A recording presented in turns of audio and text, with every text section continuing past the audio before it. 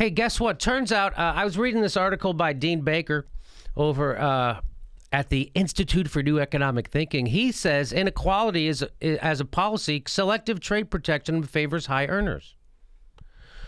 So you get how when they set up these trade deals, they don't put any protections or safety nets in for the workers in our country that they're going to screw over, right? But they do put protections in for white-collar workers. For instance, he says offshoring manufacturing may have hurt many working people in America, but professionals and intellectual property have been robustly protected. Globalization and technology are routinely cited as drivers of inequality over the last 4 decades. While the relative importance of these causes is disputed, both are often viewed as natural and inevitable products of the working of the economy rather than as outcomes of deliberate policy. So what he's saying, is that people go, globalization and technology, sure, that's gonna cause inequality. When we globalization, there's going to be more. People are going to lose jobs, but there's going to be winners and losers and all that stuff. So what they're saying is that people have accepted that, that's just the way it happens when you have globalization and technology. Those unions shouldn't have been so greedy. It's there for they wanted those fair wages and vacation time. They're so greedy. That's yes, that is. So, but what Dean Baker is saying is that no. That inequality that's generated from globalization and technology, that's on purpose. That's that deliberate policy outcome. That's not just a natural outcome. That's that whole, I go back to people like to say free market. And as if the markets were invented in some other universe and they organically grew. Markets are invented by people with money and they're to set up rules to protect themselves. That's what markets are. Markets don't just all of a sudden appear in nature. They weren't handed down by Jesus Christ. Markets are invented, and their markets are just rules. Okay, and you can have a policy that favors workers and decreases inequality, or you can have policy that screws workers and favors inequality. And that's what he's saying. No, we have these trade deals that are specifically rigged to heighten inequality in income. And how does he mean it? He said, in fact, both the course of globalization and the distribution of rewards from technological innovation are very much the result of policy. Insofar as they have led to greater inequality, this has been the result of conscious policy choices. So again, this isn't. So when Barack Obama gets up there and says, "Well, we can't pretend that we don't live in a global world. We can't just close our borders." Invisible hand. But then he gives you a false choice. You can't live in it. You can't, close your borders. Then he only offers you one alternative: the TPP. There's a different alternative. Better trade deals. How about better? Those aren't two. You don't have to sell out your own sovereignty, your own workers, to a race to the bottom to send good jobs to poor people in an even more desperate situation. Those aren't your two. Those are the only two options Barack Obama and the political class are offering us. And as he's showing you, that's a conscious choice to do trade deals that increase inequality. That's what he's saying. The trade deals put U.S. manufacturing workers in direct competition with their much lower paid counterparts in the developing world, and they take advantage of lower labor costs and then ship their products back to the United States. So that's what happened with NAFTA. So NAFTA is supposed to go free trade. What it really did was it used to be tariffs for products coming in from Mexico. So now what the United States would do is they would still build stuff in America. They would still do farming in America, do still all the stuff in America.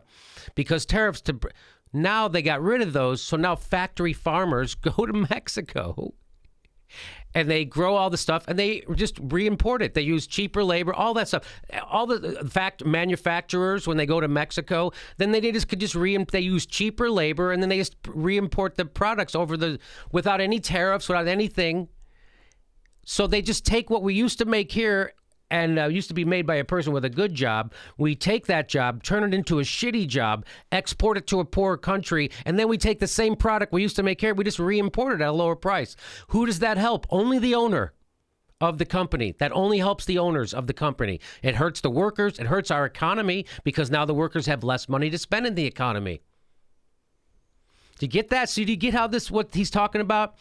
And he goes on, the predicted and actual result of this pattern of trade has been a lower wages for manufacturing workers and non-college educated workers more generally, as displaced manufacturing workers crowd into other sectors of the economy.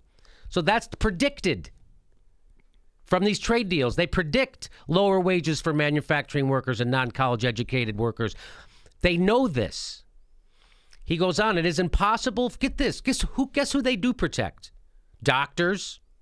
They don't have to compete like manufacturing workers do. He said it is impossible for foreign-trained physicians to practice in the United States unless they have completed a residency program in the United States.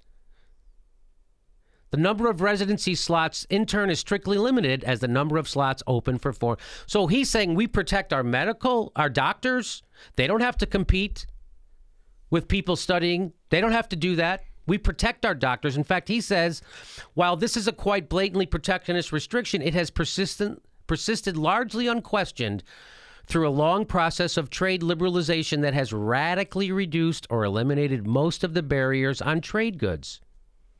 The result is that doctors in the United States earn an average of more than $250,000 a year. That's $5,000 a week. Average. They earn $250,000 a year. That is more than twice as much as their counterparts in other wealthy countries. So, yeah, we're paying twice as much for our health care in America because the doctors get paid twice as much. The drugs cost twice as much. Everything cost, the hospital stays cost, everything costs twice as much in America medically because of that's the way it's been rigged. The economy has been rigged. The laws of the free market have been written by people who are rigging it in favor of some people and at the detriment of other people. Doing this for doctors costs the country roughly $100 billion a year in higher medical bills compared to a situation in which U.S. doctors receive the same pay as doctors elsewhere. Economists, including trade economists, have largely chosen to ignore the barriers that sustain high professional pay at enormous economic cost. So all these guys who put together all these, that's what he's saying. Everybody's ignoring this. He's the first person I've heard talk about this. Have you heard this talked about before? No, not really. And I think something we should point out too, a common misconception that the general person makes often is they think, oh, well, that's because we're so much, our doctors get paid more because they're better and because no. And then they're like, well, in other countries, doctors still they're making a great living. Yes. And you know what else they doctors don't have? Doctors in Canada still make a great living. Go ahead. Yeah, and you know what those doctors don't have? They don't have a ton of debt from med school. So there's kind of an equilibrium here. They also have paperwork ease, meaning like if you have a national health service like Britain, Canada, so if you have a single payer system, it cuts down on paperwork. Yeah, huge, and which also saves money on staff too, because we have this whole insurance industry processing thing, and everything has a whole bunch of different rules that are constantly changing for each patient, and it's a nightmare. I've been friends with some doctors back when I was in Chicago, and he just hated it. He raged at the insurance companies because of all the stupid paperwork. They have to spend all their time on the phones with insurance companies trying to get treatment okayed for their patients. Right. It's instead of just treating the patient. It's almost like the people who make all the money get to write all the rules. It's almost like that. Weird. Isn't it weird? Multivariate analysis indicates that economic elites and organized groups representing business interests have substantial impediment impacts on U.S. government policy. Really? It's almost what you said. It's almost like the people with all the money get to make all the rules. Exactly what he said. There it is. While average citizens and mass-based interest groups have little or no independent influence. The structuring of trade and rules on IP are two important ways in which policy has been designed to redistribute income upward over the last 4 decades. There are many other ways in which the market has been structured to disadvantage those at the middle and bottom of the income distribution, perhaps most notably macroeconomic policies that result in high unemployment.